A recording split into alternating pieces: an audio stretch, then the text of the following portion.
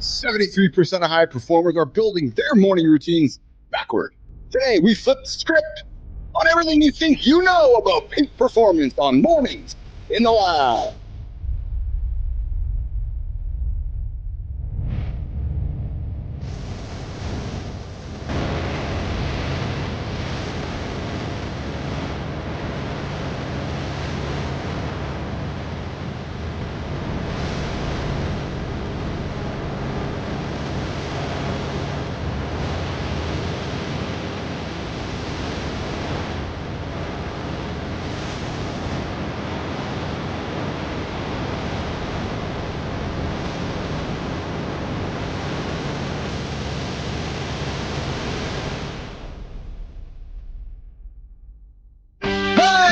Hey, good morning. Welcome to Mornings in the Lab, where we turn science.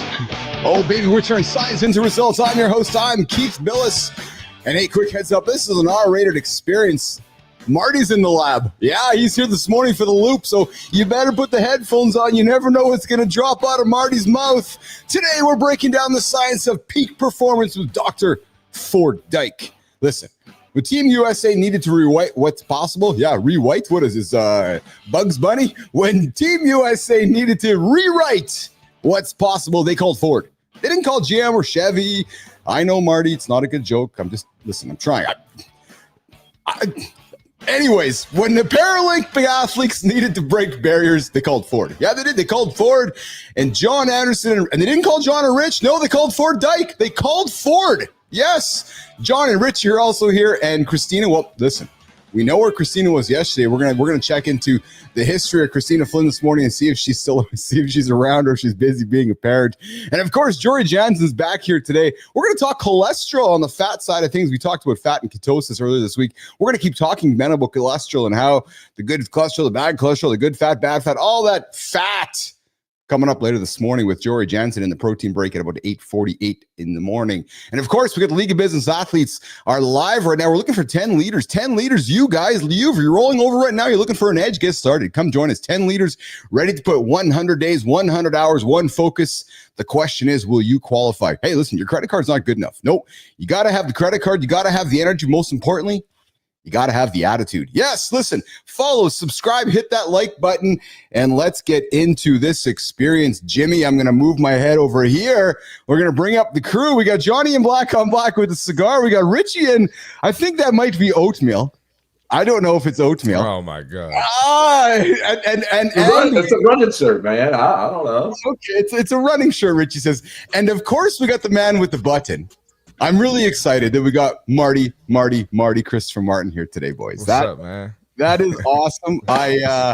Marty, I said to you yesterday, you sent me a text, I said, how was the show? And I'm like, Marty, I said, the show was good, but I was kind of lost. I logged in the morning and fuck, you weren't there. And the good thing about kind of today's show is that, when I first started this whole experience back in May of last year, March, I started with Nicole Bernard, was shaking Nicole, and then Nicole had some changes to life, and then Marty joined up the show, and then Jonny hangs out, and then Jonny joins the show, and then all of a sudden Marty's got some obligations, and I'm like, hey, where the fuck's Marty? So good to have you here this morning, pal. We got Marty in for the first 15 minutes of the loop to get check up with him. And Marty's in the yellow, maybe green, less brunches, more crunch. Yeah, there's nothing yellow about that, baby. If you're seeing yellow in there, brother, you're colorblind as a motherfucker. Let's just be straight. The sunglasses got some dye in them or something. Yeah, you've been smoking too much of that goddamn cannabis this morning, brother. It's exactly. Yes. Yeah. No, I've been really fucking running is what I've been doing around. So we're gonna keep you a couple moments here. But hey, listen, what research actually shows us about peak performance is that your brain, and listen, Jonny knows this. Your brain makes 35,000 decisions every day. But the quality of those decisions, they're determined by how you engineer your first 90 minutes. And I'm going to tell you, Nation, the guys on the guys on this call might even say, the guys on this show might Here even we go. That your morning, it was a late night, guys. I was at the hockey game last night. They might even say that the last 90 minutes before you go to bed the night before is how you're going to determine your morning. Listen, most people start their days with reactively. They check their emails, they scroll the feeds, they chase urgency. But what if you could redesign everything, starting with your brain's operating system? It's not motivation talking, it's neuroscience. Jonny, Richie, Marty, Let's get into it. Richie, did you go for a run this morning? I did. I did a 2-hour run, and then I did a 1-hour strength workout in the gym. So I doubled up today. Holy Let's shit. go. Nice. Yeah, let's fucking go. Yeah. And then Marty, what have you done this morning, Marty, already? So let me give you. This is why I wanted to get on the show. I wanted to share with you guys. So Okay. I'm gonna try to make it quick too. Yeah. So my dad is in town, right? Yes. So my dad calls me. He's like, "Yeah, man." He's like, they're doing a celebration for his Georgetown basketball team that won the championship years ago. Yeah. So he's like, "Yeah, we're getting dinner." I'm like, "All right." So I got to go to dinner after training, after working, this new job. So I didn't get my workout yesterday. I'm tired as fuck. I'm not on the morning show. Oh. So I say, look, I got to have a good morning. I woke up this morning, did my stretch, had my coffee. Now I feel like I'm back. Yes, That's it, baby. That's it. It's and all I was like, about- let me hop on the that's show. it. Yeah. It's all about setting the stage, baby. Right out of That's bed. right. You only get one chance to make a first impression on the loop. Yes. I agree. Good morning, Jack Dugan. I see you there in the comments. Good to see you there, brother. I love having you tune in every single day. We got the super fan, the number one, the day winner, Jack Dugan, joining us here this morning. And Nation, let's Johnny, Marty, let's keep shining the light on Richie. Let's keep shining the light on Marty here, because Marty, a lot of guys go through what you've gone through. All of a sudden, you got a new job, your routines change, and kids are calling, dads are calling, moms are calling, and you're like, oh, hold on a second here. I'm kind of out of sorts. And you know what, Marty? It would have been really easy for you to kind of not get your shit together today. Yep. And it would have been easier to kind of maybe go to back what was comfortable. Like, okay, I went out for dinner and I'm going to sleep in today. I'm tired. And you know what I mean? Because it's so easy, right? Nope. Yeah, you're right. It was super easy, but now I got to get back on my routine. Like I said, I'm back feeling like myself because of the morning routine. So yeah, that's all. But there's a part of the philosophy that we got to point out for the listeners is that once you get deep enough into this side of the fence, you can't unsee it. Yes. It's like it's real. You dig on the morning routine a little bit. You start. Oh, this is kind of cool. You're 1 foot in 1 foot. It's real easy to back out on that one. But once you've actually really put some effort into it, and you've dialed it in for you, and you see, because most people don't know how bad they feel until they finally feel good. Once you see that, you can't unsee it. You can't unring that bell. So just remember, there's a side to all this that's addicting. Yes. So those of you that are wondering where our beloved colleague and producer Christina Flynn is, yesterday we acknowledged the fact that Christina was busy being a parent, and I chatted with Christina, and let's check in with Jimmy. Let's check in with Christina. Let's call her up here and see if she's available here. Oh, hold on.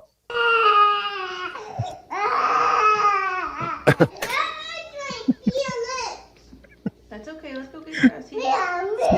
As we can see, Christina Flynn is still busy. Yep. Marty, yesterday, the last few days, it's been a pacifier or soother or whatever you want to call it, removal few days for Christina's children or son. So it was like, hey, you're not getting soother anymore. And that was the result of yesterday. Yeah, exactly. Good luck to her. It's like us men when the honey says, no, you know what? I don't think that we're going to have any action for a while. You're like, wait a minute. Well, hold on. If your lady's saying that, you're doing it wrong. Oh, If you're giving her what she wants, she's never going to say that. Well, this is true. There's probably some truth to that. I can't argue with that whatsoever. Yeah, it's some truth and it's a little bit of bullshit too, John. But hey, A little bit of you both. older, you older than me, so you know a little more than me. So I'm gonna let you rock. The thing about what people understand is we have much more control, and I don't mean this in a bad way. We have much more control of how others are going to behave around us based upon how we behave. Yes. That's Oh true. yeah, there's certainly truth to that. 100% truth to that. I just wanted to get you going, John. That was it. I love it. You just pushed me to drop more nuggets, baby. That's There it. we go. So since we got Marty on this morning for a few minutes, I thought I'd throw this one on the table here this morning because I've been wanting to kind of chat about with Marty, but we kind of lost time earlier this week. We talk about morning routines on the show. We talk basketball, we talk sports, talk athletics, and I know Marty's a big LeBron James fan. Marty, Bronny drops $1.5 million annually to maintain peak performance on his body. Thoughts on that?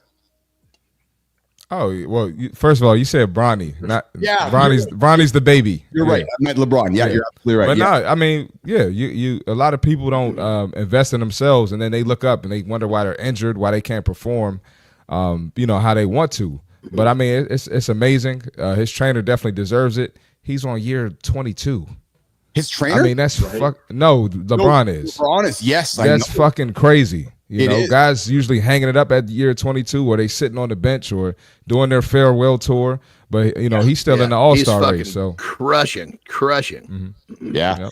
So his daily routine, guys, maybe you know, maybe you don't know this, but I found this quite fascinating, right? So on game day, he wakes up at 6:30 a.m. He does a 10-15-minute cold plunge, which shaking Adam House. So talking to Adam this morning. He warms up. He naps from noon till 2. And I want to come back to the napping part because he really emphasizes that. And then he engages in core muscle strengthening, stretching, and massage before a 7 p.m. game. His diet, he prioritizes, Johnny, whole organic foods. He avoids sugar, fried and processed foods, though he enjoys a post-game glass of wine. Recovery. He does cold plunge. He does red light therapy. He has hyperbaric oxygen chamber, cryotherapy, and pneumatic leg compression. But boys, his emphasis, and I want to emphasize this because we talk about it all the time, but it just got to maybe beat the drum home. He emphasizes sleep as his top health priority, optimizing his rest environment with minimal screen time and a cool room is what he does. And he says this approach, blending cutting edge technologies, gets some quality sleep, which gives him, credits for his longevity and his sustained high performance. Guys, I think the problem with sleep is we all don't think we're doing anything when we're sleeping, so we don't want to sleep. I've said so many times on this show that sleep is the most anabolic factor that we know. Now let's hear the imitation, baby. Come on, give it to me. Give it to me, baby. I tell my clients all the time: if you don't sleep, you don't deserve to train. You don't deserve to train. You don't get to train. It's because it's a privilege. It's a privilege. That's right. No, I absolutely agree with that, though. Yeah, but it's funny because we all don't want to sleep. It's like, society has FOMO. With Shake and Joe Fontana, good to see you. What's up, Joe? It's like we all have FOMO, and yet, we got to sleep. And then you look at a guy like Richie, who just hangs out with his buddy at the Moab a couple weeks ago, or last week, whatever it was, and it's like, yeah, I'm going to sleep for 10 minutes every hour so I can go crush 150 or 100 and somewhat miles, whatever he ran. But 240. Yeah. Oh, sorry to underestimate it. But you can also gamify it, right? Like, because it's not just about the hours of sleep. It's so yesterday I was really sore, and this morning I woke up feeling amazing, and I only got 6.5 hours of sleep. Okay, which my REM sleep or my deep sleep, I'm sorry, was the majority of my sleep. I slept that deeply. And so when I start looking, if I wake up and I know my head's kind of out, I look at my REM sleep. My REM sleep wasn't in check. If I wake up kind of sore, I look at my deep sleep. It wasn't in check. So you can gamify it and try and get those numbers higher. But if you're waking up sore every morning, man, you got to hit that deep sleep, try some melatonin or, work on some mindfulness before bedtime. Before we say goodbye to Marty, Richie, I think we should bring you on. We should have a deeper dive discussion here in the coming weeks or days or weeks. I'd love to talk to you about sleep in the military. Like, being able to sleep on a fucking rock or on the side of a road or just, because I got to think that you need to learn how to sleep when you're out in the theater, out at war. Am I wrong? Well, it's the same thing as training for a race, right? Like you're in your training, that's when you're getting all of your rest. When the race happens, you have trained for that race. So when you're not out on an operation getting zero sleep for weeks at a time. Your commanders are smarter than that. They're going to bring you back in for some little R&R time, right? But yeah, I mean, sometimes like the mission doesn't go around your fucking sleep. Like you got to fucking put your head up against a window or on a rock and figure it the fuck out. But look, man, it's you go back and you do a reset. And then you come back out and you do it all over again. So look, these guys aren't walking around like fucking zombies. Yeah. There you go. Well, and for the quick tip for those that want to start improving their sleep, the simplest, most effective way is have a set bedtime. We all have alarms to wake up. Have an alarm to go to bed. If you start regimenting your bedtime, your circadian rhythm will catch on. Like Richie talks about how he tracks his sleep. I track my sleep with knowing, am I waking up how I feel like he's talking about, but I'm also knowing about, am I waking up before my alarm? Because if I'm resting efficiently, I'll wake up shortly before my alarm. If I'm not resting efficiently, I'll sleep to the alarm. Yes. Yes. Marty, couple words for you before you got to go, brother. No, absolutely, man. The sleep is I've gotten my sleep in check. You know, I'm looking at my production in the gym, looking at production with my clients, just production and just leveling up. So sleep is everything. There you go. Jack Dugan, get some sleep today, brother. And Nation, I'm going to invite you to think about something. We always rush to our meeting with our lawyer. We always rush to that most important business meeting. We always rush to that meeting with everybody else. Hey, you know what? Maybe you have a meeting with yourself today and it's called sleep. Think about that. Marty, we'll see you later, pal. Have a good one. See y'all Monday, man. Bye, Marty. Full hour on Monday. I love that. I love that you're here this morning, Marty. That's awesome. All right, Ford Dyke's coming up. He's going to join us here in about 60 seconds. Ford, we're looking at you, brother. I know you're coming in here. One of the OGs in the morning show, guest number 2. Jimmy, we've got the accountability check-in rolling up here. We're going to pull off Marty and Richie, and we're going to get after it. All right. Yes. All right, let's do this. Pull out yesterday's numbers. Do that. Pull them out while I do this for you. Yeah. Pull up those numbers. No, not the to-do list. I didn't say the to-do list. The to-do list should be fucking done from yesterday. Yeah. Not the screen time. Nope, put the screen time away too. Your actual performance data. Did you get your sleep in? How was your energy? HRV levels, decision quality, output metrics, because here's what the science shows. Peak performance and peak performers, they don't track habits. No, they measure the results. Yes, they measure the results along the way. And listen, your morning doesn't need another routine. No, it needs a complete system redesign. You heard Johnny. Plan what time you go to bed the night before. So what data are you going to actually track today as you get through your day? What metrics drive the decisions to drive your life forward? What numbers tell you if you're advancing or you're just busy? I'm busy. Listen, this isn't just about eliminating distractions. No, it's about engineering excellence. Remember that number we talked about at the beginning of the show? Those 35,000 decisions you're going to make? Well, listen, less than 24 hours now when you wake up again, you got 35,000 more decisions to make. The question is, will you make them by design? Or are you going to make them by default? Are you going to react? Or are you going to be proactive on the decisions you know are coming tomorrow? There you go. It's your accountability check-in.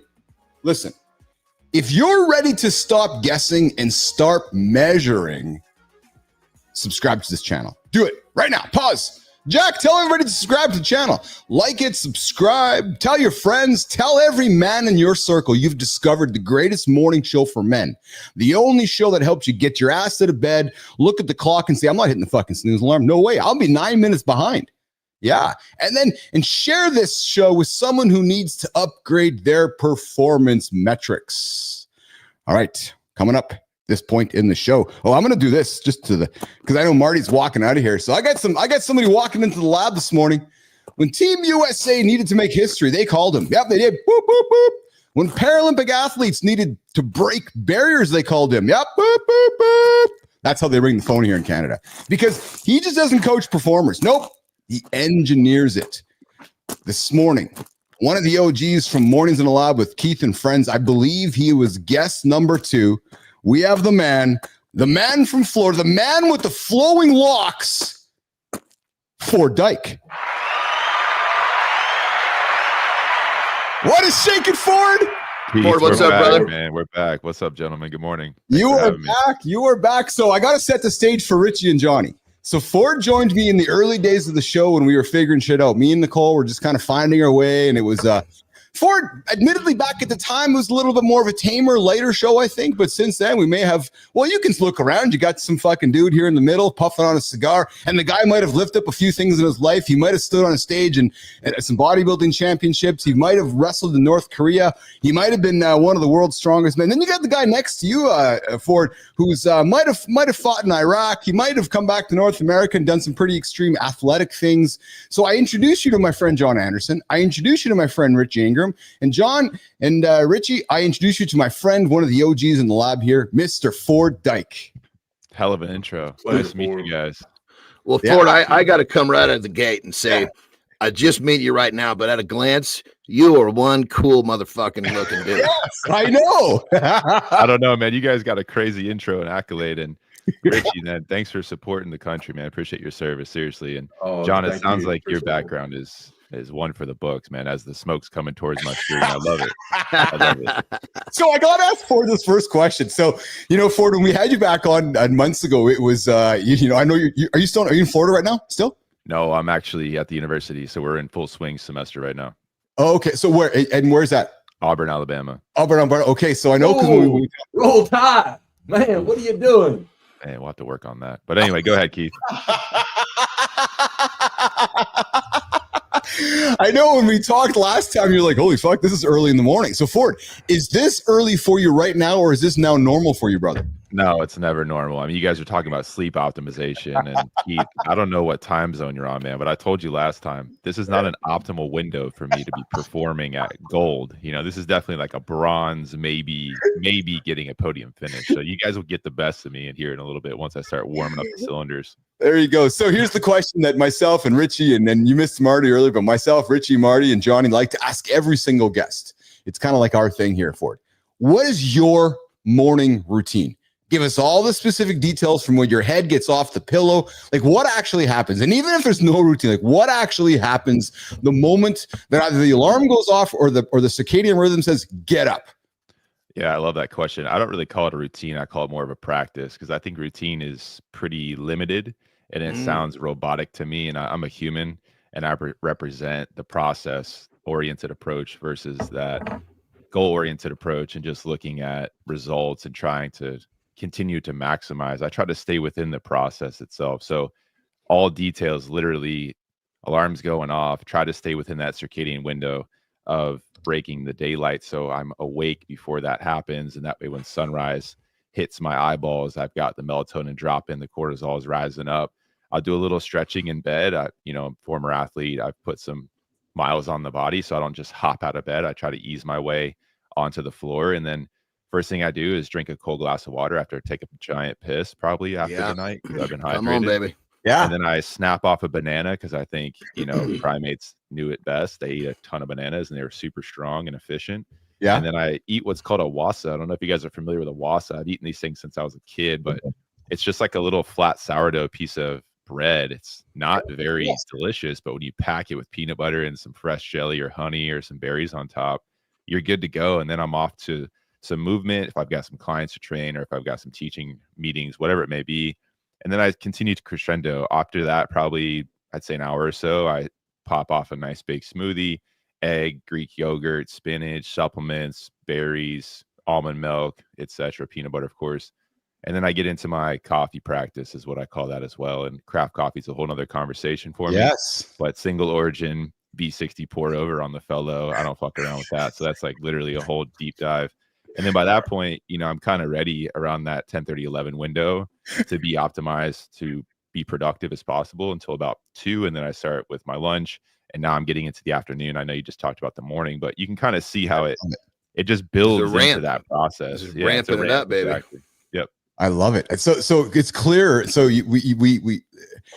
we kick off the show forward with something we call the morning loop, because when Johnny joined the show and he really emphasized it, we actually it's just a loop, right? It's just 24 hours. The night starts the morning goes to the afternoon. It's just a complete loop. And hearing you explain your life, your routine, your habits, your practice. I love to use the word practice. It's actually a loop. And I see Richie leaning in and giggling. Richie, what was resonating for you as Ford was giving down his routine?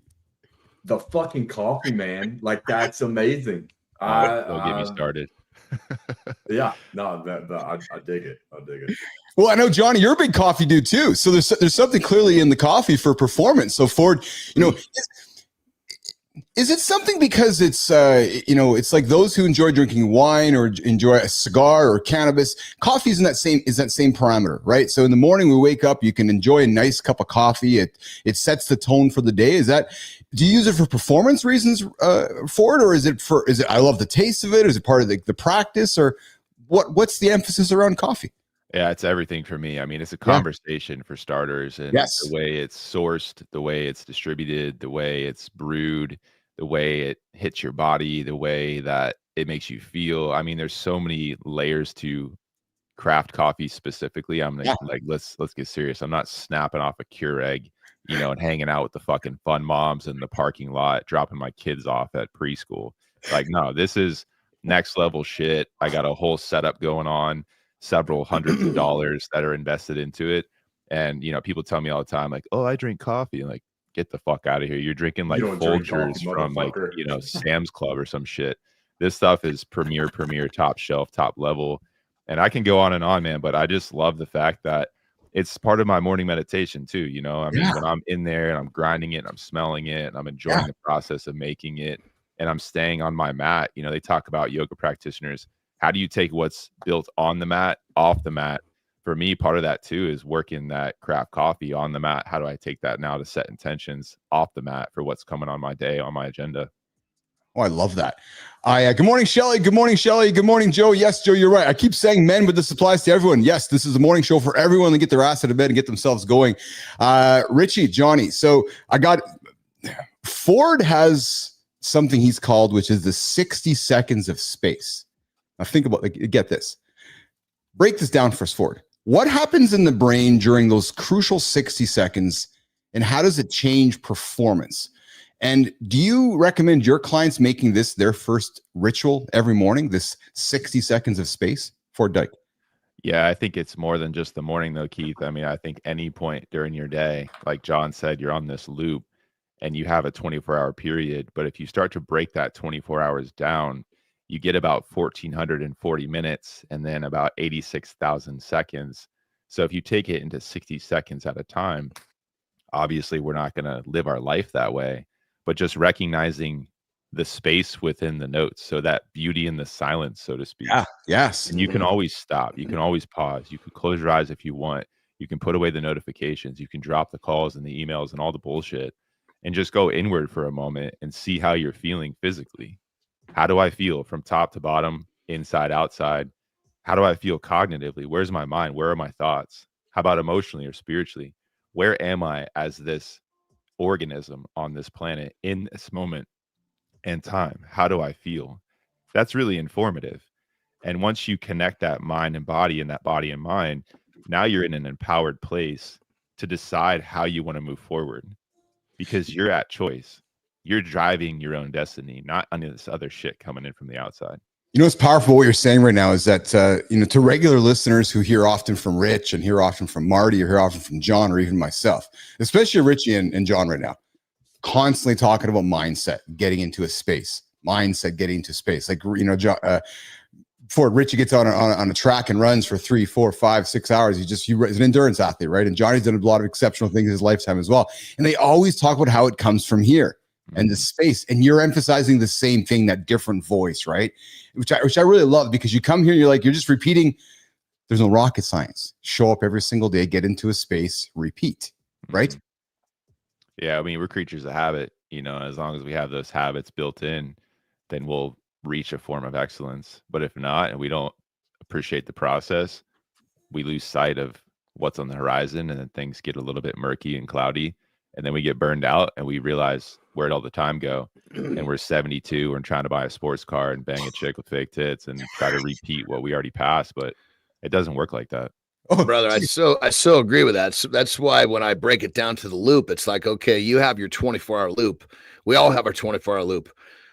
The habits we have installed, are they making our loop better or worse? Mm-hmm. And unfortunately, so many people, because we really don't stay the same as humans. We're getting better or worse. And most people, their loop, there's more negative habits installed than there are positive habits. And so they're inching their way backwards, so to speak. And then Father Time on top of that, next thing you know, just like you said, you're like, fuck, I'm 40 years old. What happened to all the cool shit I want to do in my life? Well, remember, you were going to do it tomorrow.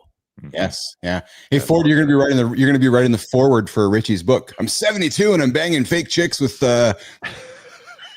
fake chicks. I hope I'm 72 banging chicks. Not fake chicks. Hey, Richie, don't be banging fake chicks. Might be fake chicks by the time Richie's 72. But hey, listen. So Ford, I got one last question for you before we do a little break, and then we're going to come back with continue the conversation here.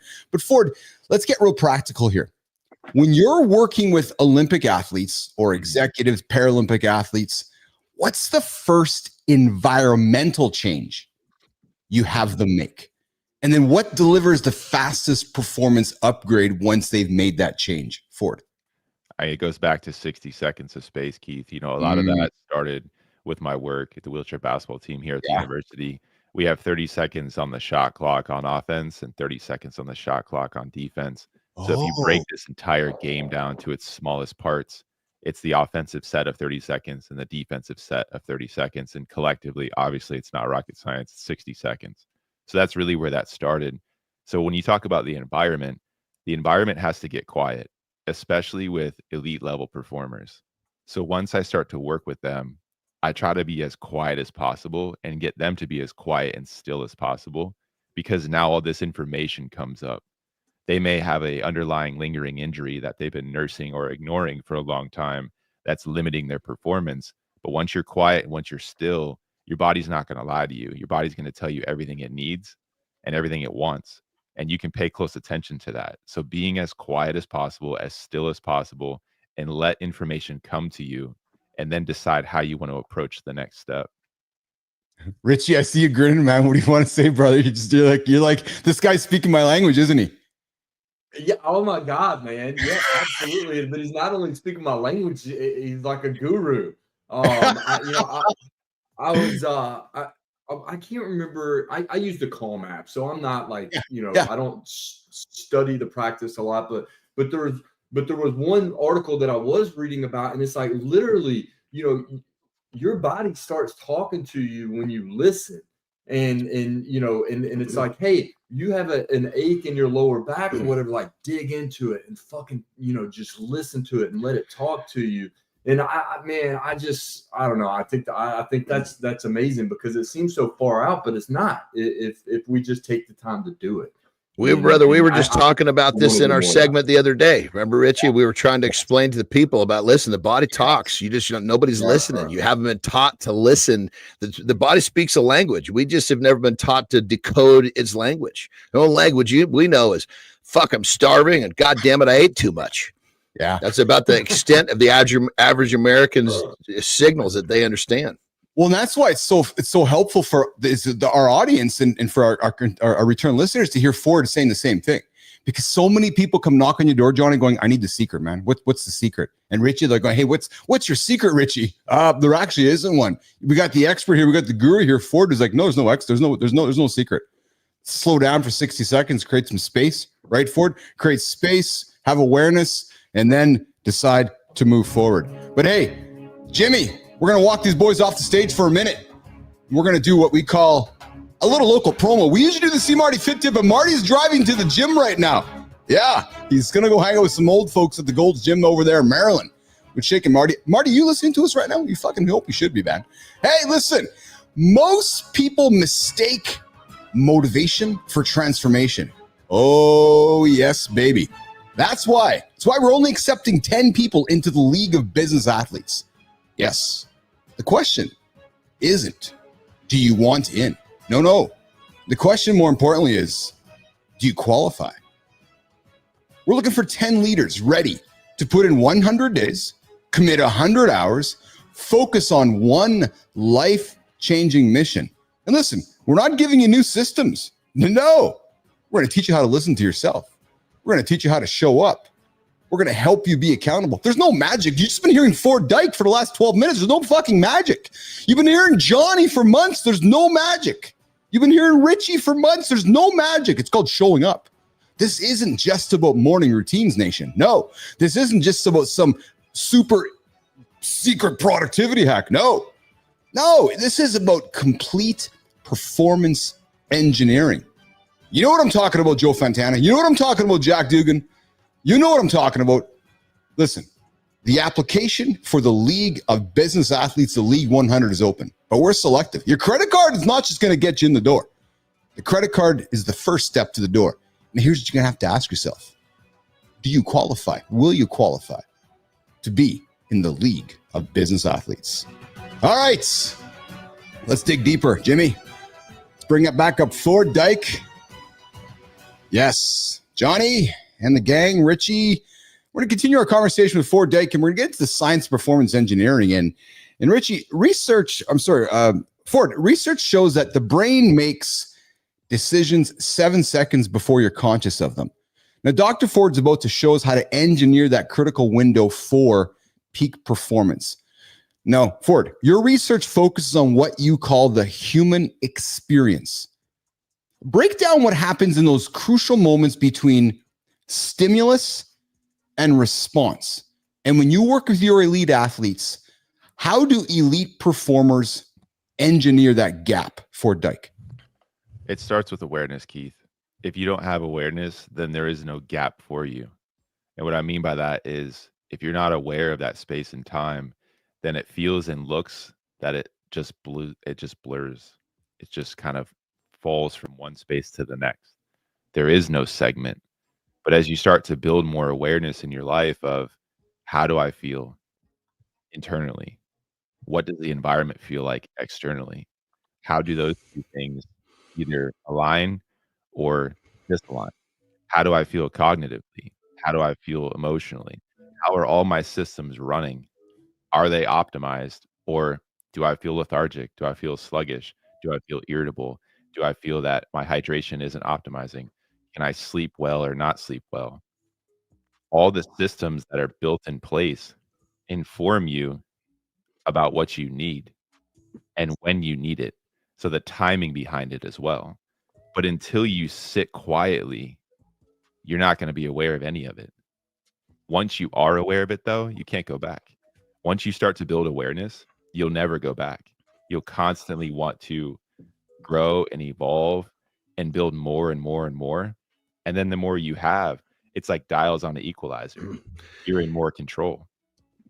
I was just saying that when we opened up. I was just saying how, look, the once you really get yourself dialed in, I was speaking in the morning specifically, that you can't unsee it. Once you get there, like, boom, you see something, you can't unsee it. You can't unring that bell. You just want to go back. That's right. Yeah. So what's the practice? So we know sit quietly, but then okay, how would I go about starting that to get to that awareness? Like, what's the mental process that I would, go through? Great That's a good question, Rich. So a lot of the times when I start to interface with performers, I don't like to label them as athletes or like to label them as military installation, just performers in general, right? And if you break that further down, they're human beings. So it could be a CEO at a high level platform, could be an attorney. I mean, hell, it could be a woman at a nursing home. And I've worked with elderly individuals as well. It could be children at K-12, human beings, right? Yeah. When you start to work with human beings, if you allow them the space and time to just be, see that little space and time right there? Oh, I love it, man. I got goosebumps. That right there, that's where you start to feel. And once you start to feel, you never forget. You're always going to forget what someone told you. But when you start to have these visceral responses from the inside, now it gets more informative. And now your mind will start to open and the thoughts will start to go. And if you're able to just watch those thoughts like they're passing clouds in the sky, you can now decide what's serving me, what's not serving me, and which one of those do I want to put more attention into. It's an obvious answer for most. However, some people decide years and years and years go by to continue to put energy and effort towards things that disserve them. Yeah. It happens. But you still are at the driver's wheel. You still can decide, does this vehicle want to go forward? Does it want to go backwards? Do I need to take a left? Do I need to take a right? Do I need to speed up, slow down? Do I need to put that thing in park, throw the e-brake on, turn that shit off, and put it in storage for a few months and just let myself rest and digest on a retreat?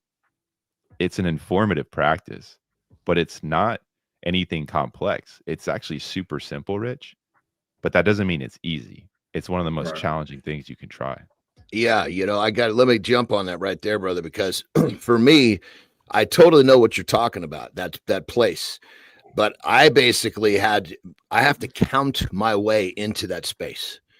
And so, Rich, this might work for you, brother. This is what I do every goddamn morning. Sometimes I'll get there by 25, sometimes it's 125, but I sit in my chair. I got a certain place I sit, and I first breath is in, it's 1. Second breath is out, it's 2. And I just keep breathing. And it's like, it's because what I'm doing is I'm trying to all the shit that's swirling in my head and all the fucking life and everything that's in the way, I'm trying to slow it down enough that I can get to that space. And so if I really need to, I'll actually picture the number so I can actually just focus on one thing. And then pretty soon I start fucking hearing like these little bitty fucking sounds in the house that I wasn't aware of before. And next thing you know, I can actually hear my fucking breath. And then I start to hear my pulse. Now all of a sudden I'm in this different place where I'm feeling that I wasn't before I counted my way into that space. The other morning I had to go to 133 to get there. And other mornings it might be 33, might be 50. It's just, I go in with the idea that I'm just going to slowly count. And another thing too, my counting slows way the fuck down as I get deeper in. You know, I might start off with like a 1, 2, 3. By the time I get into the 70s, I might be like 71, 72. And next thing you know, all of a sudden I'm becoming aware. And so try to count your way in. That's what works for me. Oh, I love that. Richie. Yeah. What's up? I said, no, you comment on that or you're good. Yeah. Yeah, no. So my thing is like, since I use the Calm app, it's always, there's always an instruction, right? And, Yes. and it's not that I don't like that, because it does make sure that I do it, right? It keeps me on point. But, to what you guys are saying, like I would like to, whether it's a body scan or whatever, but when it's instructed in the Calm app, it's like, hey, all right, now move here. Now, well, hold on, I'm not done here. And then I'll move here. So, so that's kind of, perfect. This is, man, you just got to take the time out and focus where the focus needs to be. You don't always need somebody else telling you, like, hey, now look at this. Yeah. So I need to focus more on that. It's interesting, Johnny, to hear you say you had to count to 130, because as I've gotten close to my 33, as I've gotten to know my friends here, Richie and Johnny and Marty and Ford, I'm looking at you and talking about John. I can tell that he had to count to 130 this week. One day 133, and I don't mean that in a negative way, Johnny. No, fuck, man. I was whenever the first day I got back to this house, I was fucking tracking slow, baby. It wasn't my internet, but it might as well have been. Yeah, fuck. I could absolutely tell. But I think it's a positive thing, because the people around you, if you have that awareness, you could, like, I knew something was a little off with Johnny, right? And Richie, the thing that I would probably laugh with Johnny about is that we know Johnny is like, Ford, you're a coffee connoisseur. Well, John Anderson is a bidet connoisseur. Oh, I love it. I got to think that he spends time on the bidet, like just finding that gap in the space, because, Johnny's got these exceptional deep cheeks, right? So when he's on the bidet, he's using the bidet to surface the deep cheeks, and he creates that gap in space for himself there, right? Yummy. So, tasty. You know exactly. And even what I do, it's even a little better. I don't know if I've ever mentioned this, but when I'm on the toilet, that's my time where I read. Because in the office, you're in the office. Yeah, I mean, because I'm in that bathroom, and most people sit down and they're on their fucking phones. And what are you doing? All you're doing is promoting more of this shit. Well, I go straight, take a piss right out of the gate. I'm probably going to have to sit down, take a dump in the next few minutes. Well, I'm still, from the moment I get up, I'm trying to find that center. I'm trying to find that spot. So I don't look at my phone, because all that does is speed shit up, man. I'll start my count and I'll be fucking 1, 2, 3, 4, But if I don't look at my phone and I'm taking a nice dump, and crazy enough, I get into it, I start reading, I'll take a better dump. I'm slowing it down. So when I go to sit, I'm that much closer to where I'll be. And then the bidet gives me such a nice cleanup experience. I don't get rattled getting ready to sit in silence. I don't see how you guys read when you're taking a dump. Like, a lot of times I don't take anything into the toilet, because like when I gotta go, it's like, oh fuck. I go in and it's like boom. I mean, sometimes it's quicker than a piss, and then I'm out. Yeah.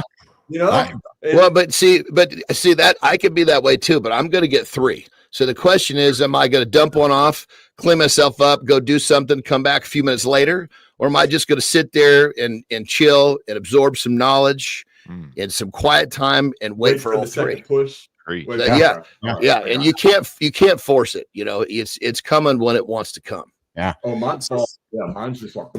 Well, the first one, like you, sometimes I'm buckled down. I got the fucking cutter tightened up to get to the toilet, you know, because dude, I can't tell you how many runs, like I got my shorts on and it's touching cotton, dude. And if I don't make it to the bathroom, like if you're out walking in Austin, Texas, that light in the bush is probably Rich Ingram, because I couldn't make it to the Dude wipe. every fucking morning, man. Every morning. That's right, brother.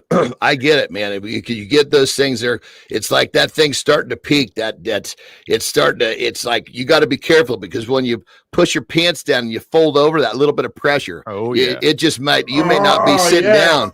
You better be on track with sitting down, because you're going to have a loaf sitting on the back of the toilet.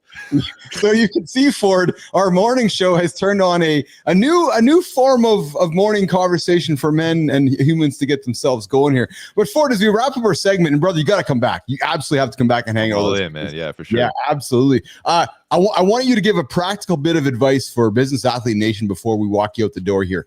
You've mentioned through your research, through your posts, through your content, that people track wrong metrics.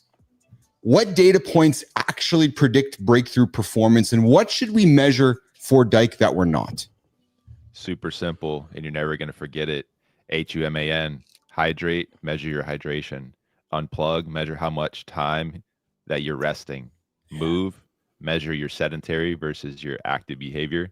Aspire, how much time are you setting intentions and goals in your life to move forward, to progress? And N is nourish. What are you putting in your body? And like John and Rich just explained, it's not always about intake. What's coming out of your body as well? Pay close attention to the backside, because that's informative as well. Yes. Ford Dyke joining us from Alabama. Thank you, Ford. Performance coach with us. Ford, where can Business Athlete Nation find you? FordDyke.com, FORDDYKE.com. Super simple. Awesome. You're going to come back, hang out with us again. We'll talk pickleball next time too, maybe? Yeah, man, let's do it. Just not 5:30 in the morning, but I'm just fucking with you. I'm good. I'm good. I know you are. Ford Dyke, one of the OGs here for Mornings in the Lab with Keith and Friends. I'm a huge fan of yours, Ford. You come back, hang out with us again. I know Richie and Johnny would love to have you back as well, but hey, 100%. It's at this point we like to do the lifestyle tip. Ford, have a good one, brother. Take care, okay? Thanks, guys. Take it easy. Have a great day. See you, man. You too. All right, Jimmy, you can walk me and Richie out of here. We got Johnny for the lifestyle tip, and we got Jory Jansen coming up just in the green room hanging out for us. Jack Dugan, good time. Good morning, guys. Good morning, Shelly. Good morning, Joe. Let's bring Jory up in a minute. Johnny, you're up, pal. Let's do it. So remember when we were young, we all had big dreams. We wanted to be astronauts, lawyers, doctors, sports stars. We all had these ideas of what life was going to be all about. And somewhere along the way, we adapted some limiting beliefs and we started to make excuses and we started to procrastinate. And then all of a sudden one day we realized that we're midlife and we wonder what happened to all the cool shit, all the amazing shit that we wanted to do in our lives. And then we realized that we got really good at doing it tomorrow. And that one bad habit completely changed the trajectory of your life. Well, I'm here to tell you, it doesn't make a difference how old you are, whether you're 30, 40, 50, it's not too late, because you have the ability to alter how you behave. You have the ability to alter the habits you install in your day, or as I call the 24-hour loop, because you have the power to stop procrastinating. You have the power to make your morning a place where you get ahead of the curve. You have the power to do whatever the fuck you choose. You just got to stop doing it tomorrow. Oh, I love that. Rock and roll, as Johnny would say. Listen, I'm going to segue from Johnny's comment there. You have the power now. It's the month of November. You have the power to say no to something so you can say yes to a lot of things. You have the power to say no to something so you can say yes to a lot of things, because you can't have both. And we have Jory Jansen joining us here, our resident dietitian expert, food expert, and maybe even the resident poop expert, Jory, because when you got to put food in the body, the food's got to get out of the body. And we got Jory joining us here this morning. Jory, new research shows that 84% of cholesterol medications might be unnecessary. Oh, my God, what a topic. But only if you understand how to engineer your nutrition. Now, Jory, there's a guy listening right now. There's a female, there's a guy. He's rolling over and he's about to walk over to the bathroom and get his cholesterol medication. He's like, hold on, what are they talking about? And Johnny's like, and Johnny and Ford have been talking about, all these accumulative decisions you've been making over those years are putting you in this position right now. So, Jory, let's take some time today to talk about the protein breaker on how nutrition can affect cholesterols and so forth. And I can see Jonny and Richie leaning into this, but Jory, let's get after it, my friend. Yeah. So it really depends on your makeup, right? Your genetic makeup. Absolutely does. A lot of times I've had clients where they're like, you know what? I eat well, I exercise well, I sleep well, I don't need a ton of excess sugar, and like relatively balanced though. Like they're not crazy insane, but they need the medication. It's just like I need contacts or glasses or I'm not going to see you. It's just how it is. Mm-hmm. There's nothing I can do nutritionally. There's nothing I can do through exercise. It is what it is. That's some people. It's basically coming from mom and dad, so to speak. Right. Correct. Yep. Correct. Okay. So there's that case, but there's the other side where for many, many, many years, and I was educated back in the 90s, how to work with people that had high cholesterol, and it was all about the fat. That's all it was. So if you take care of, get rid of or significantly reduce saturated fat, which is animal fat, then you're on your way to healthy cholesterol. That's still a principle. But it's not the only thing. It's also then the excessive sugar that we're finding out along with the saturated fat. So that's why when we look at things like not just steak, we're looking at dessert like cheesecake, right? Or Coca-Cola. Right, exactly. Those simple sugars are changing things up. And so it's not just a matter of medication. It's a matter of looking at your genetic factors. Then, I think you probably need medication. So, if it's dietary, like the difference between type 1 and type 2 diabetes.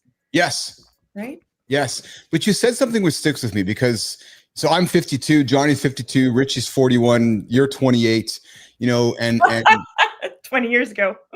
Yeah, right. So good for you, Jory. So then, okay, good. So then we're all relatively in the same demographic. We grew up with a lot of the same, like science and, our parents and ourselves. And it's like, oh, wait a minute, but science has changed since then. And we've learned a lot more since then. And we know, Jory, our audience is myself and our audience is Richie. Our audience is your husband, Jory. Our audience is John Anderson. Let's take a few moments right now. And I don't know if it's about re-educating, but just continue to emphasize that the choices we're making daily can have an effect on our genetic makeups as well. Johnny, I see you wanted to jump in on this one as well. Jory, go ahead. I just wanted to Jory, talk a little bit because people, the way that the media presents cholesterol is it's like this evil thing. Can you explain to everybody that, cholesterol is actually needed? It's healthy. It depends. Obviously, your lifestyle has to do with it. If you're a fat son of a bitch laying on the couch playing video games, eating cereal, okay, cholesterol is a different deal than if you're an active, healthy person. So people, de-demonize cholesterol, if you will. Yeah. Well, it's like I mentioned last time, there are different types. There's total fat, right? There's total cholesterol, and then you segment it out into the different types of cholesterol. And so we even need a certain amount of saturated fat in our diet. We're going to get that. We need it. It's more highly available in animal fats. But we want a balance. We want a ratio of our LDL, or we typically call it lousy. Cholesterol. And we want a higher amount of HDL, or happy cholesterol. And so it's a nice balance. And how we do that is by making sure that we include those, we call them heart healthy fats, right?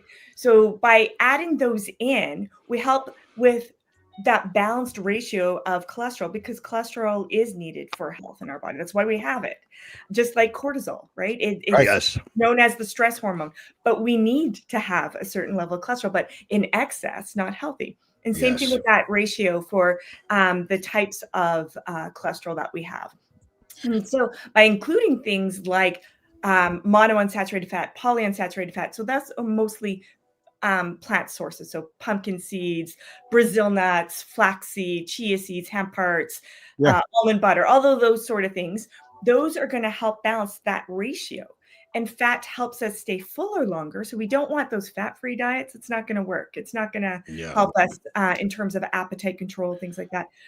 But also in terms of looking at weight management, depending on your gene makeup, there is research now that shows that based on your gene type, you may or may not have to watch the fat content as much as others. So it's really understanding and learning how your body works at a personalized level, and then working on that from there. So like I said, I worked with a chef who really understood his body, but his cholesterol was through the roof. So he needed the medication to help support that. He was eating well. He was exercising, all those sort of things. So it's really understanding, and it's not a fat is evil. It's like, no, fat is good. It's just figuring out how you utilize fat for your particular body. Yes. He said something that, you just said something which kind of struck with me, that you've worked with a chef that eats really well, probably prepares exceptional food for himself, yet he still has to be on medication. At that point, you're probably talking about that's the genetics coming up there, isn't it, Jory? That is the genetics. Yeah. Yeah. It's like a type 1 diabetic versus a type 2. The type 2 did it to himself. The type 1, his parents gave it to him. Yes, I get you. So then, Jory, let's get into a blueprint and let's make this actionable as we work towards wrapping up this segment. Now, nation, we're never giving medical advice. We're simply providing information for you guys to consider. But maybe there, we started off this segment, Jory, around a percentage of the population is on cholesterol medication. Maybe someone's looking to get off it or make changes. What would you recommend as a licensed dietitian, nutritionist, food expert? What changes would you recommend to me, saying, Jory, I would like to go to my doctor over time and see if I can get off this or change the dosages of it? What markers should I track, or what changes should I look for? And how can I start first with nutrition? Yeah. So I tend to look at overall lifestyle. Okay. Not just the nutrition piece, because they go hand in hand. Okay. But I would look at like what seems to be the one thing that's easiest for you to start to work on. Because if it's easier, it doesn't mean it's easy, but it's easier, then that's something that is doable and actionable and like win, and then you feel committed, right? So if I would say one of the things would be increasing the F word, fiber. Oh yeah. Yeah. You increase fiber content, you're moving things, right? Some of you move along a little faster than others. So in sport and exercise, watch the fiber timing to exercise. Yes. But absolutely, I would start with, let's increase fiber content. Most of us are deficient. We're not meeting our 25 to 35 grams of fiber we need in a day. So start there, because that's going to help. That's been shown to help with cholesterol levels. And then you build from there, hydration, get things moving.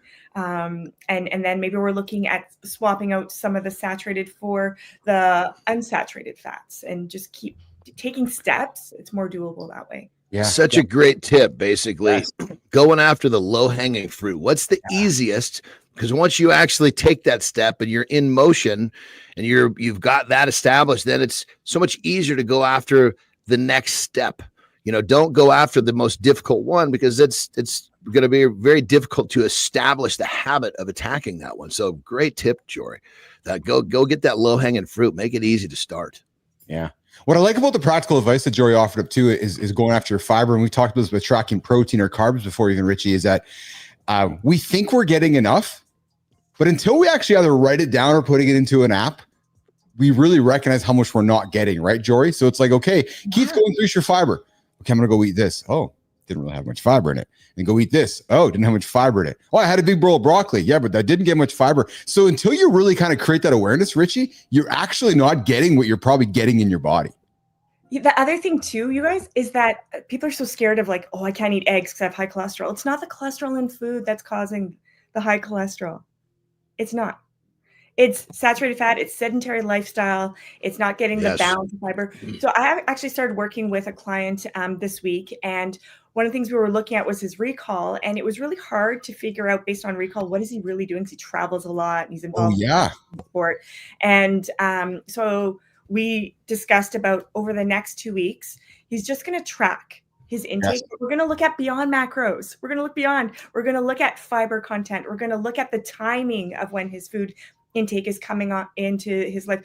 What are the changes in bowel movements? Like, we're taking a deep dive. And before I give a recommendation, we need to know, what is he currently doing, and what then it looks realistic to start to apply to create the changes he needs. Yeah. It's not a matter of, here's your meal plan, or it's, where are you right now? And based on your life and what's realistic. If you're traveling a lot, it's not easy to create the changes that you might need to do. So it's, low hanging fruit first, which is a big deal. And that's why I believe much of the advice we strive to offer up on the show here is so simple and so actionable, right? Track your sleep. Jonny often says you don't deserve to go to the gym because you didn't sleep tonight. And Jory, instead of me coming to you saying I need magic, you're saying no, slow down, track your fiber first. Yeah. Right. And because we all want the quick fixes, and yet we keep iterating on this show. There is no quick fixes, right? It's doing the basic stuff and getting after it. So the quick fix is doing the shit every goddamn day. Yeah, that's exactly it. But again, though, creating the awareness, because we think we're doing it. No, track your sleep last night. And listen, nation, we have these watches. There's so much technology that could track stuff. So the ability to track your metrics is easier than ever. So, and real quick, the last thing I want to on this whole thing is we're talking about making changes for health.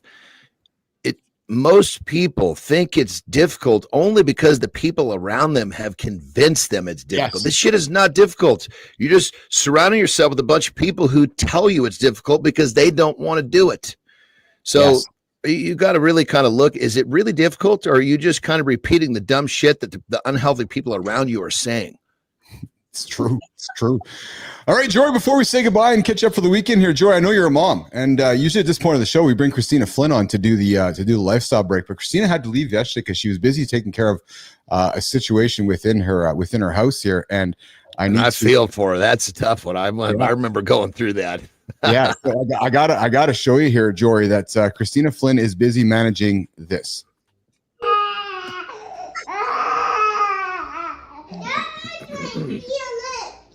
It was the remover of the pacifier days and Christina Flynn's house. So it's habit changing, right? It doesn't matter how old you are, we're changing habits, right?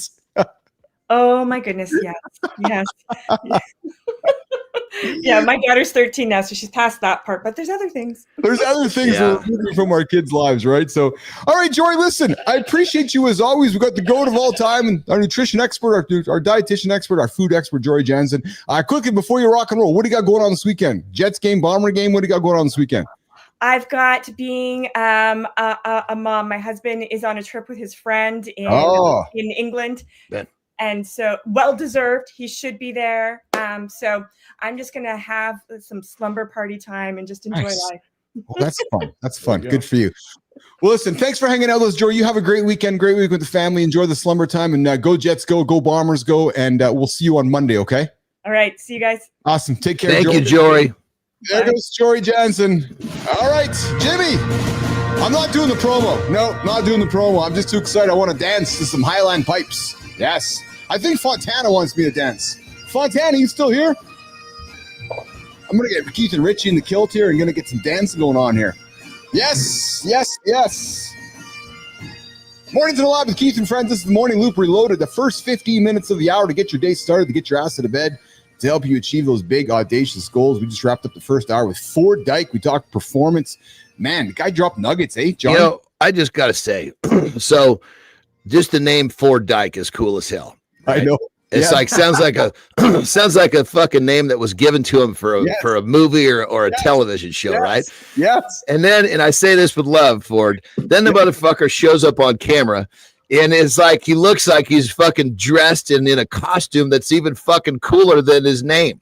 Like, Jesus Christ, is this guy for real? Total package. And then he comes in and he's just filled with all this fucking cool substance. It's like, man, what fucking planet is this guy? Like a fucking Martian we just haven't discovered? There's a whole different race of people that are cool as hell and full of really cool things to say.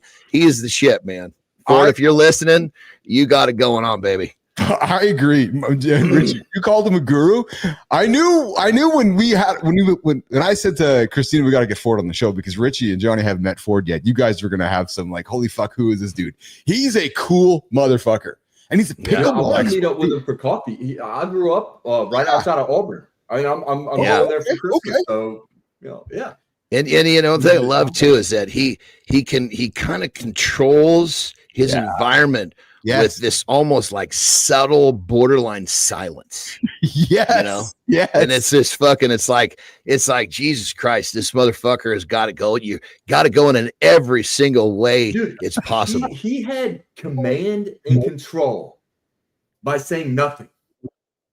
Not too many people can do that. By saying nothing, he controlled what was going on. Like, it was amazing. I mean, it literally was man. The fucking name like that, a fucking beard like that, a hairdo like that, and the fucking shit, the things he said. Fucking A, man. It's pretty clear to see how he could do it, why he could do it. I love it, man. And he's a professor. Cool. He's a professor, and like, so I'm sure his students. Did you say doctor at one point? Yes, the motherfucker, and I say this with love. The motherfucker is a doctor on top of all that. Jesus Christ, what else is in there? You know. Hey, Marty's gonna have to watch out, man. I don't know if Ford's in a relationship or not, but there might be some ladies just waiting for Ford to become available. If he's not available, between Ford and Marty, Anderson's getting a boner right now. Well, you know, I tell you, I fucking really enjoy meeting people that have taken, because it's you know, it's like he's when I say presence, it's everything. You know, because you meet people all the time and they're really good here, but they fucking suck here, and you could spot this shit. You know, he's just kind of taken and created this thing, and it's really easy to spot. Well, and what I love about Ford is that we always talk about being authentic, and really, the dude is as authentic as can be. Yeah, well, and you know, that's it right there. He doesn't give a shit what anybody thinks, and that's fucking awesome, dude. Because he knows his shit.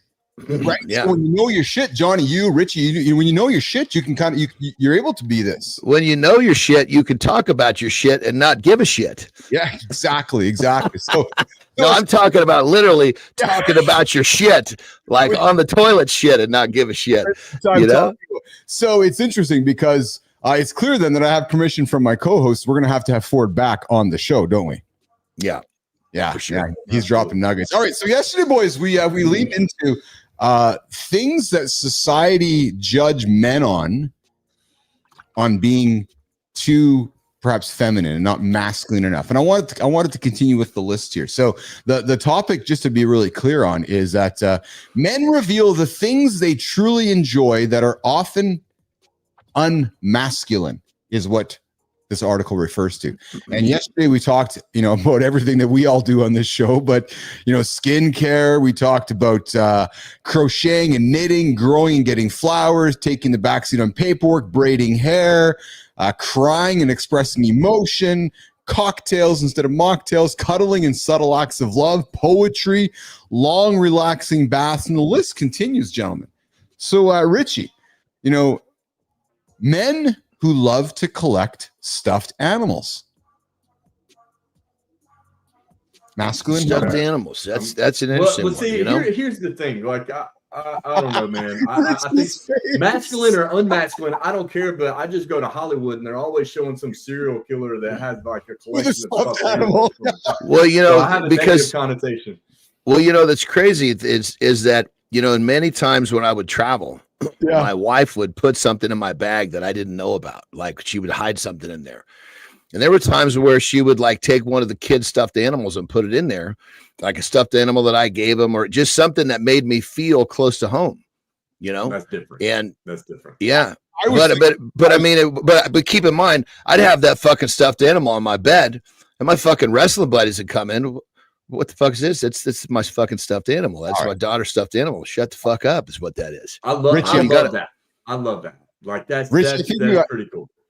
Richie, I think we got to get clear though with Johnny on something. Hold on. So, Richie, Johnny just told us that his wife was putting stuffed animals in his package bag, in his traveling bags, like not underwear, not love letters. Johnny, fucking stuffed animals, like not like all sorts of. She'd put all sorts of stuff. She'd put fucking notes in there. She'd put things in there that would make me feel like I was closer to home. I mean, what we would do literally a lot of times before the day I left, because I'd be gone sometimes 3-4 weeks at a time. It was fucking brutal. And what we would do is we would make memories. Before the day before I left, we'd watch a fucking movie, we'd do something. And I would be taking like songs with me on the road that I had been listening to with my family. So, when it comes down to it, I think a stuffed animal is what I'm getting at is I think a stuffed animal is representing something. And whether that's a stuffed animal or whatever it is, it's representing something that's close to you, close to your heart. Who gives a shit what it is? Stuffed animal, whatever it needs to be. That's fair. All right, we're talking unmasculine things that men do that people judge them on. The next one, makeup. Jonny, Richie, do you judge men who wear makeup, and is it unmasculine when we decide to wear makeup? I come from the fucking world of magazines and TV and Jesus Christ, I've had makeup put on me more times than I can fucking count. But then there are the guys that wear makeup just because they want to look good. Fuck, if that's what floats their boat, fucking do it. So the question is, and let's look at this as black and white. Is it unmasculine? Yes, that's unmasculine. Okay, but I don't judge them. Like, I give a shit. Guy could glue a lipstick thing to his forehead. I don't give a fuck. But I would say the unmasculine part would be if you're using the makeup to try to look like a female, right? Then you're choosing to use makeup to get away from masculinity versus if you're just choosing to use makeup to make what you feel your masculinity look better. I think it would be the intent of the makeup. I agree with that. Yeah. I agree with that. Yeah. I mean, I got it in high school. What is it called? The powder puff, where the chicks play the football and we were the cheerleaders. Yes. Fuck, man, I had the full blown fucking wig, they put makeup over my whole fucking face. It wasn't just the lipstick, I wore that shit full bore. And that was the front end, the very front end. I didn't really have that I've accepted me yet. So that was going out on a limb at that point, but I think it was helpful. It really was. I think for me, this is as much reclassifying. So yes, Richie, maybe in the traditional sense of what is masculine, one might say, well, wearing makeup is not. But maybe when we work to, especially what we're doing here in the lab, which is maybe redefining what masculinity is. I think you're saying it as well, Richie, and Jonny is too. Who the fuck cares if you wear makeup? Yeah. If you feel great wearing makeup, good for you. Yeah. See, I think here's not necessarily an issue, but when we label things, whenever we label things, we are conforming to society. And so that's just how it is. So whenever we say masculine versus unmasculine, the norm when you say that is what society has deemed that. You are right. So that's why I try not to label things, because it's like, man, who gives a fuck, man? You want to wear some makeup to take away your shine, so when you go out, you look more handsome. Like, who the fuck? Yeah, your label. I agree with you, Rich. Your label should be, this is fucking me, and if you like it, good. Stay here. If you don't, just do it over there. What is funny, because I was saying to Lauren last week, Jonny and Richie, like, we're on a TV show now every single day, right? So I'm like, fuck, maybe I should start putting some makeup on, baby. She's like, well, I can teach you. I can put the powder on, because sometimes I leave the gym here and I'm all shiny face. But like, fuck, I don't care, because we're in a world of, we're trying to grab attention. You're trying to build a business, and if makeup is part of it, then makeup is part of it. Next one, complimenting other guys, some would say is not masculine. I'm going to offer this first. Oh. Fucking wrong. I'm the first person to tell Rich that I love him. I'm the first person to text Jonny, tell him I love him. I'm the first person to compliment that Rich is looking good. Richie's looking jacked. Speaking of Richie, fuck, Jonny, you got to go look at a picture from Richie back when he was going. I'm the one who discovered that picture. I was like, who the fuck is that good looking dude? Heroin. No, not the heroin. Like back when Richie was like fucking jacked like me, like a bodybuilder, Jonny. Like Richie was huge. But we started this whole segment going off on how we were all just complimenting the shit out of our last guest, Ford. I mean, we just this whole thing blew out of the water. I mean, you might have thought that I was having a man crush because I was going off so much, but that's the way I feel. That's the way I feel. It's cool as hell. And I'm going to say it. Yes. I didn't, when I was growing up, again, like my dad, he wasn't a bad father. He just wasn't around a lot. And I don't think I hugged my dad until after, or said I love you until after high school. Okay. Yeah. Like that's how my household was. So it's been really difficult for me to make that transition into being more, I don't know, having more empathy or, more caring. You know what I mean? And so, because yesterday I had my two best friends in college got married. And I remember I was like, I always felt like the third wheel when they told me. And so I was talking to them on speakerphone yesterday, and Jamie says, hey, we love you. And Rob was like, all right, we love you. and I could feel it inside. Like I had trouble saying I love you to Rob, because I do, man. I would fucking die. I would take a bullet for that guy. Yes, but it does. When you're talking to a bro like, hey, love you, man, that's different than coming out and just straight from the heart, I love you. Yes. And Well, so I'm working on it. Check this out. I mean, another thing too is that I break it down, because when I tell a friend I love him, it's like, I love you. I take ownership. Yes. People are like, love you. Who the fuck do you love? Who's loving? I'm taking ownership. I love you. And granted, I was lucky enough to be in an environment where my parents they had no problem saying they love me. And because I had no problem saying I love them. And once I really became unapologetically okay with myself, I could tell anybody I love them. If they don't fucking I don't say it because I want a response. I say it because this is how I feel. Yeah. So I don't want to be tangential here. I want to be cognizant of the time that we have. I keep gay people in high regard. And the reason why is because they were born into a society that didn't allow them to be who they are, at least when we were growing up, right? Like I grew up in the deep South in the 80s and 90s. Like, no, if you were gay, man, you better not tell anybody. You might get hung, right? Yes. And so for a gay person to come out and be completely free with who they are, I have always held that in the highest regard, because I want to be that. I want to look up to them and emulate that, to go on the dance floor and dance like nobody's fucking watching, right? And I know that their life has been hard, but I do. If there are any gay people that are out there watching, like, hey, you are setting the example of what other people should emulate, to completely and truly be who you are, and I value that highly. Richie, I'm going to tell you, Richie. So I got 11 years on you. You're 41. I'm 52. Richie, I was you, man. So I love my dad, love my parents, but my dad didn't express those words that I was so desired to hear, that I love you, so desired to hear it. Right. So it messed a lot of me up through life and trying to figure that out. And I have, my son and my 2 daughters who I use those words often, but I'll tell you, Rich, I've made it a real point. And it took me to probably my late 30s, maybe in around your age, Richie, where I started learning that it was okay to start communicating the way I wanted to communicate. So in many ways, Richie, I'm actually was on your journey. So to hear you communicating the way you communicate right now, I'm like, fuck yeah, because I could see it, because I can relate to it.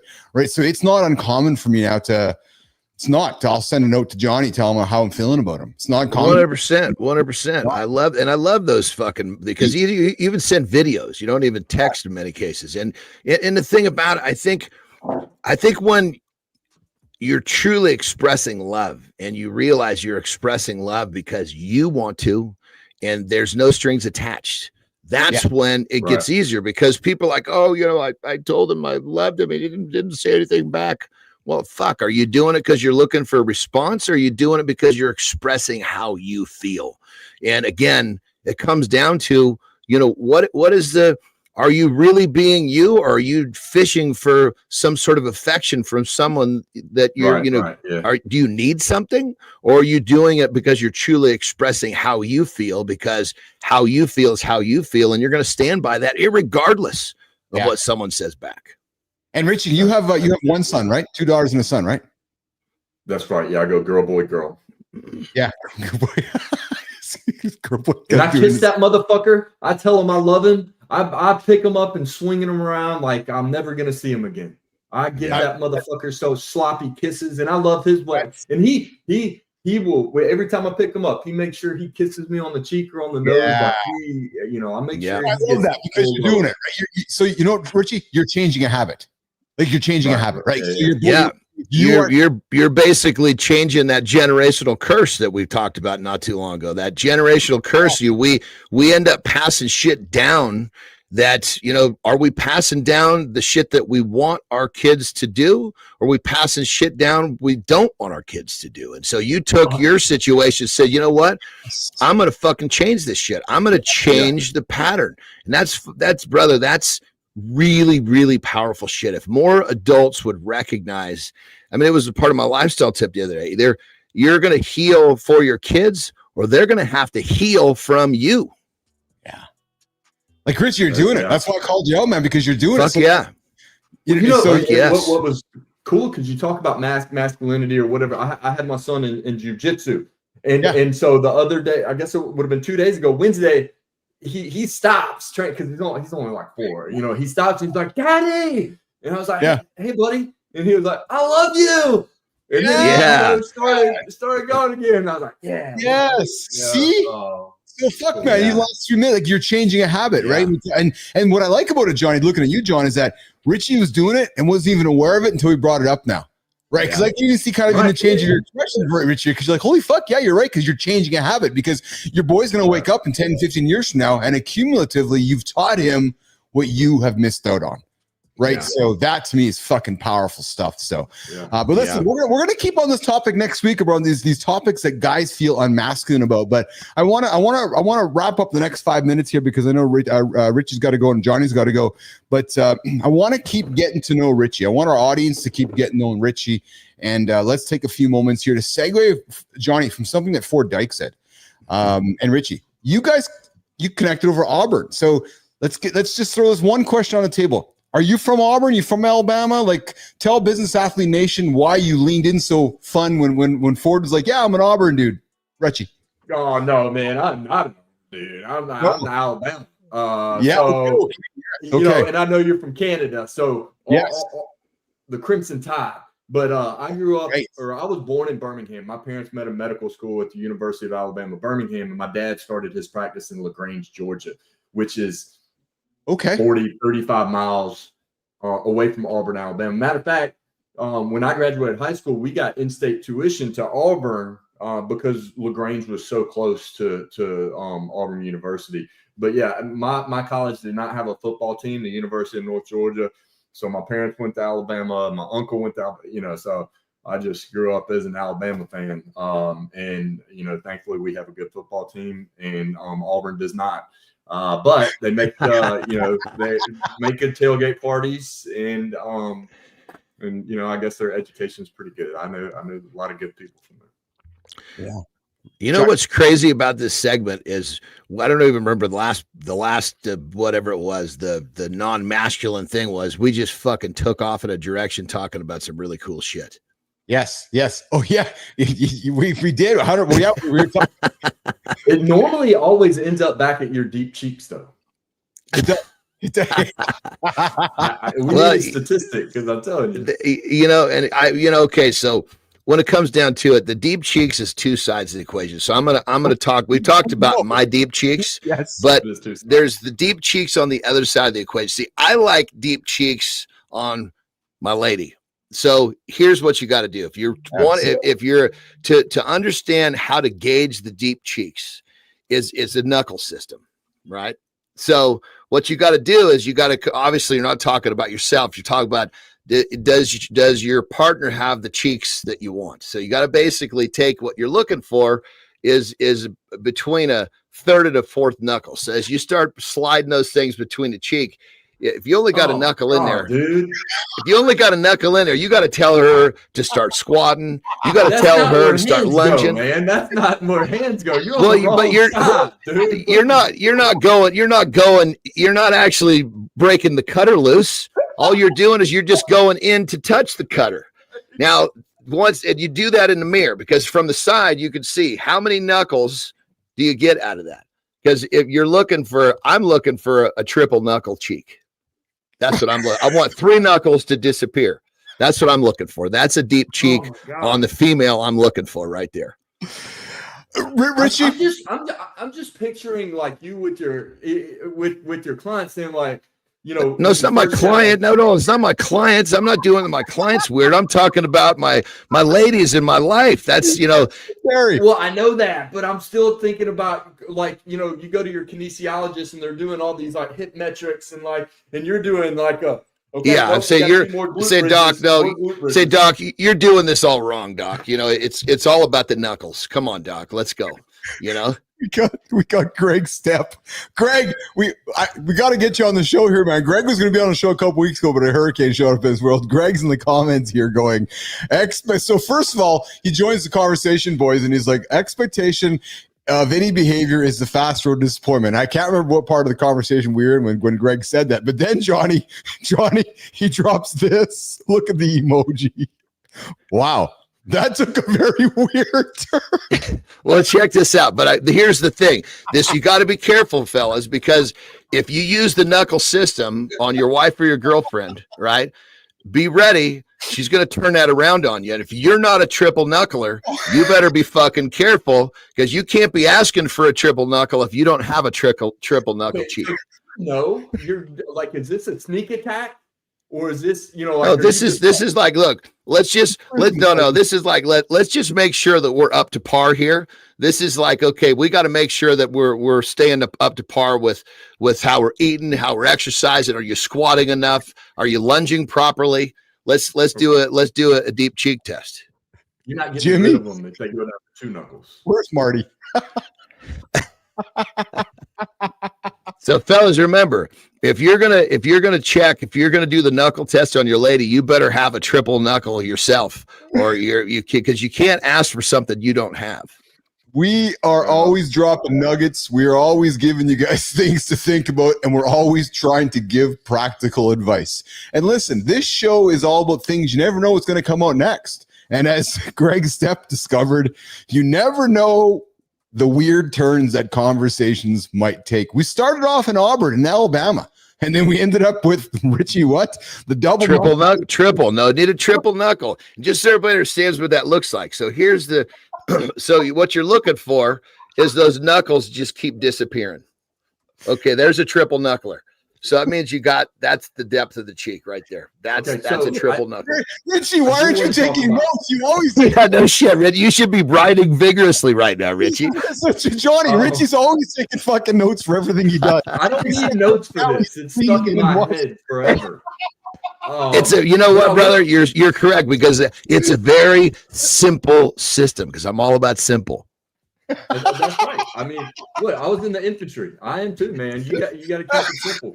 But look, what I want to go back to Coca-Cola real quick, because it was brought up like when we were talking about cholesterol, and I just to throw something out there, so hopefully people quit fucking Coca-Cola or any soda for that matter that is whatever, Coca-Cola, Dr. Yes, so Richie. I worked at a chemical plant when I got out of the military, and there was a product that they had that goes into sodas. And it was so hazardous that if you would have dropped something into it, it would disintegrate. And we used to joke around like, "Hey, I'm gonna murk that motherfucker and drop him into the whatever tank." Yeah, you're putting that shit into your body. I know that it's just minute, but it doesn't. Well, matter. Is this somehow leading back to the deep cheek knuckle test system? Not at all. I just hate fucking Coca-Cola and sodas that much. Unless I'm running for a very long time, they do the good things to my body. But just nonchalantly having a fucking Coca-Cola, just know that there are chemicals in that will literally disintegrate objects, and you're putting that harmful chemical. I've heard about that. I've heard about that. But I got another weird kind of question here. So in many cases, and it's happened plenty of times in my life, because I talk about weird shit. When somebody gets uncomfortable enough with something I'm talking about, they'll just like abruptly change the topic. Well, I want to bring. Did that just happen right here, Richie? Is that what just happened? We went from I don't have any knuckles. I didn't know how to. But you only need one hand. You don't need two hands, because the cheeks are you don't need to do this. This is just the actual cheek. This is just like just for the drill of seeing this. You only need one hand. You got one hand. You gotta hold them still. No. This is a voluntary thing. I think we might have to maybe do like a visual representation, Richie. But hey, we got Greg Stepp coming in here. Johnny, Greg's got an important question for you, Johnny. Richie, you got to pay attention to. Greg's wondering, is the triple knuckle test a surprise thing, or am I supposed to warn her first? Well, well, I guess, you could probably have fun with both sides of the equation, but it's a voluntary thing. and then Richie, where Greg says he's risking losing the other one if you do. That's right. That's right. Look, I will tell you, one of the most sexiest things for me is seeing a woman in either running shorts or like running leggings. And that to me, like, if that ass is put together and she is fit, I know we have something in common already. Yes. Like, I don't need to measure that. Like, and you know brother, I'm so with you, but you know what's even more sexy is when those running pants or those shorts are just that crack is just fucking gobbling up that fucking those shorts or those pants. It's just gobbling it up. I don't like it that big. I like a runner's ass because I do too. It's a muscle butt. I'm after. It's a muscle butt. I'm after. I don't want the big old fluffy fucker that you got to hold in position to test. It's like a butt that looks like it's being clinched all the time. Yes. There you go. Okay. Yes. Okay. I'm oh Lauren, I love you, baby. We'll just leave that there. But so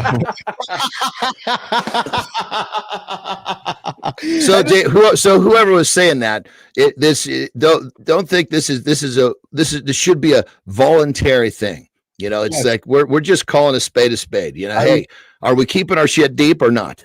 We got Greg chiming in as well. And Greg, you got to get you on the show here soon, brother. Spandex is the enemy of the truth. Isn't that true, right? Because spandex shows it all. So it is the enemy of the truth or the purveyor of the false, however you want to look at that. But all right, it's we're coming to the end of the show here, boys. I know you got to rock and roll. Let's just quickly wrap it up. Johnny, highlights of today or highlights of the week? I'm thinking it's probably Ford Dyke. Yeah, there's no question. Ford was I mean, it was just on all levels. You know, he showed up looking cool. You know, he had a lot of cool shit to say. He's just a cool cat, man. Yeah, awesome. All right, pal, you get after it. Richie, highlight for you today, brother. The Deep G conversation, I'm thinking. That was a highlight. But I got to go with Ford. I mean, he talked about the 60 seconds of space. He talked about appreciating the process. Like, if you're not in love with the process and of the consistency and the grind of doing that every day, you got to change something because you're not going to continue it. You got to love it. And then I love his human thing. That was amazing. That's just a great way, you know, hydrate, unplug, move, aspire, and nourish. So I love Ford. Great. Yeah, I encourage you guys to connect with Ford and Nation. Go find Ford Dyke on LinkedIn. The guy is a stud. The guy just drops nuggets left and right. And as Richie and John said, he just creates this space, this aura, right? So we'll bring it back on the show coming up here. All right, boys, you guys gonna rock and roll. Gonna get out of here. Richie, Johnny, are we on tomorrow or what? Is it Friday today? Today's the Friday of the loop here. So okay. Well, I'll see you guys in a couple days then. Chat, man. Yeah, all right, John. Have a good weekend, guys. Have a good one, Richie. Have a good one, Johnny. You guys take off and you guys get out of here. I'm going to continue with the community corner and wrap it up with producer Jimmy. See you, Johnny. All right, Jimmy, you and me left, pal. We're going to do the creator spotlight in the community corner here on the show here. You're hanging out with Keith Billis, your mornings in the lab with Keith and friends. This is the part of the show where I have no friends. Yeah, just me hanging out and looking around. But I see Greg over here. Greg's in the comments. Listen. There's a skill involved with what's happening right now. A lot of you are like, how does this work? I'm going to tell you how it works. I'm going to teach you how it works. Right now, when you're in my position, you're thinking to yourself that, okay, you're imagining you're talking to one person on that side of the camera now. So right now, imagine I'm talking to Greg, or I'm talking to Jack Dugan, or John Dugan, I'm talking to Marty, I'm talking to somebody. So if you're doing a podcast or doing a show and you're like, I don't know about doing this thing by myself, use your brain, imagine who you're talking to and get after it. Okay, so now we're going to do the community corner, the creator spotlight. This part of the show where we take somebody over on the LinkedIn platform. We take the old trusty mornings in the light and shine it on their ass and just celebrate how great they are and make a bunch of great content and celebrate them. So today we are going to, once I get my mouse sorted out over here, today we're going to celebrate somebody who I've been watching their content and enjoying what they're putting out there. And we're going to feature someone who understands transformation at the deepest level. Now, a breakthrough guide. This creator helps high performers navigate their biggest questions without the constraints of traditional thinking. Through 1,100 transformations and 1,200 keynotes, this creator is helping leaders integrate deeper purpose into their work. Today, Mornings in the Lab with Keith and Friends is excited to celebrate and shine the lights on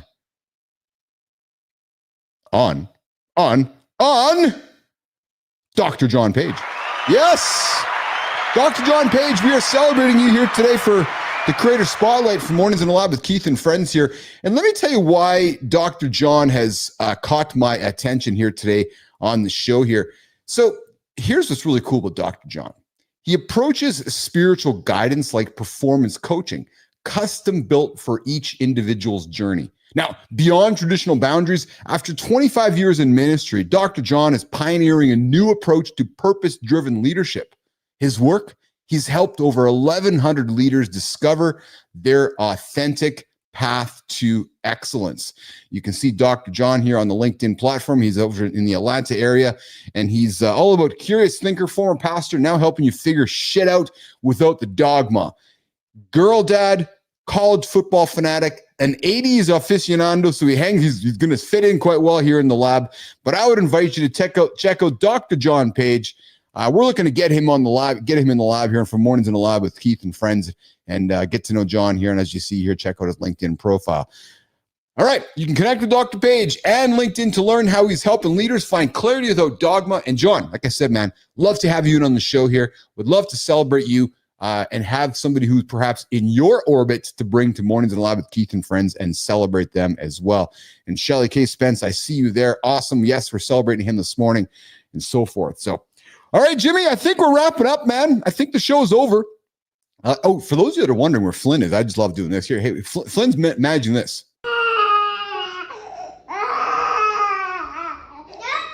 Yeah. So, to those of you that are parents and you're wondering how to break habits, well, Christina Flynn in the last couple of days has been doing just that, breaking habits from her family. Her young boy is removing the soother / the pacifier out of the life. So, all right. This is going to wrap up this week's edition of Mornings in the Lab with Keith and Friends. I'm going to get out of here. I got to go to work. This was just the fun part of the day. Yeah. Day starts at 4. Got to get all this post-production work done. This is just the fun part. I'm going to go to work and have an exceptional Friday before we get into the weekend. Go Jets, go Bombers, go. A big week next week, Nation. I got a full week of shows here. Of course, 8 o'clock Eastern time. We go from 8 until 10 Eastern time. We start the morning loop. We get into center stage, deep dive. We got accountability check-ins, C. Marty Fit Tip. Christopher Martin's be back on Monday with us. You guys have a great weekend. Get after it. If you're slowly wondering how to start your day, pause. Create awareness and invite yourself to say no to something so you can say yes to what you really want. That's the magic. But what's the real magic? Showing up every single day, 8 o'clock Eastern time. Mornings in the Lab with Keith and Friends. See you guys.